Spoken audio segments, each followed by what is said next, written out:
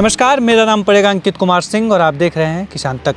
मेरे साथ जो किसान हैं नाम है राजीव रंजन राय, जो कि बक्सर ज़िले के रामपुर के रहने वाले हैं। कहानी इनकी भी बड़ी ख़ास है और वो कहानी क्या ख़ास है वो एक खुद बताएंगे। बस हम थोड़ा सा परिचय बता दें तो ये लेयर फार्मिंग यानी मुर्गी जो लेयर फार्मिंग अंडे का उत्पादन करते हैं, बिजनेस से जुड़े हुए हैं। इस साथ ही साथ ये जो चारा होता है मुर्गियों का वो भी खुद बनाते हैं, उसका भी बिज़नेस करते हैं। आखिर इस बिज़नेस में आने की कहानी क्या हुई और इनके आज के समय में लेयर फार्मिंग जो अंडा उत्पादन है वो कितना बेहतर व्यवसाय के रूप में बन रहा है या लोग इसको करने से क्या कितने फ़ायदा हो सकता है, ये सब आज हम जानने का प्रयास करेंगे। राजू जी, किसान तक में आपका स्वागत है। कैसे आना हुआ लेयर फार्मिंग अंडा के उत्पादन में? सर, पहली बात यह है कि मुझे पहले से रुचि थोड़ी खेती बाड़ी में या जानवरों में ज़्यादा थी, जो कि मुझे बार बार खींच रही थी। लेकिन व्यापार करना और घर चलाना ज़्यादा ज़रूरी समझ में आ रहा था। तो ऐसा बिजनेस ढूंढ रहा था मैं कि सही तरीके से आमदनी होनी चाहिए आज के हिसाब से। तो मैं कॉन्ट्रैक्टरशिप में था। अच्छा, कहाँ पे थे?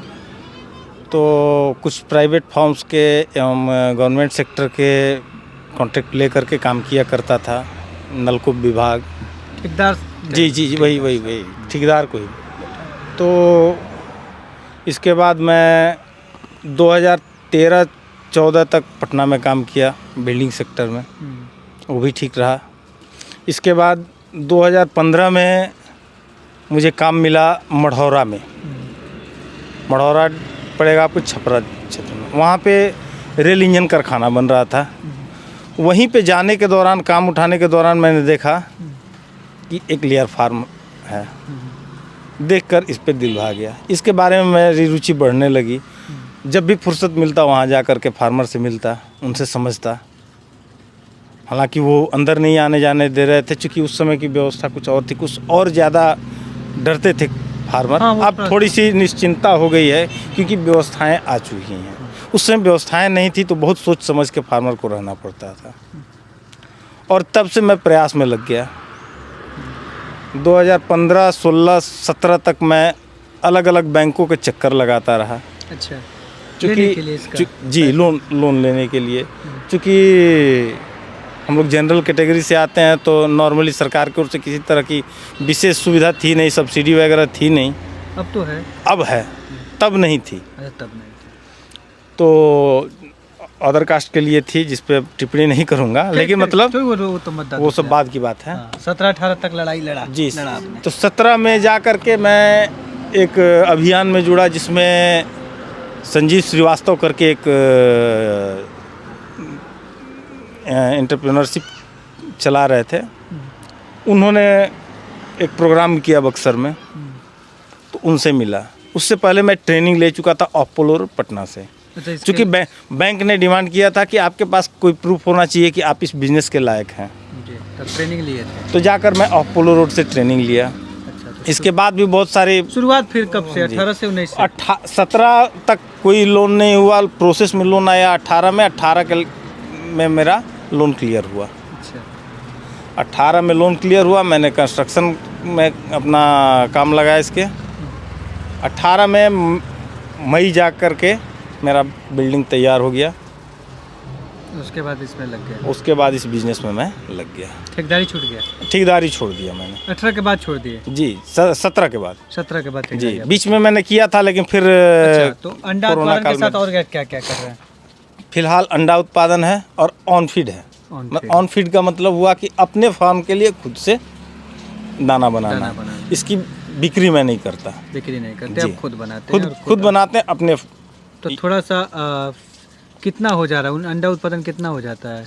5,000 करीब? कितने? 5,000 है जी, 5,000 में 4200 के लगभग अंडे मिल जाते हैं पर डे। जी, पर डे मिल जाते हैं।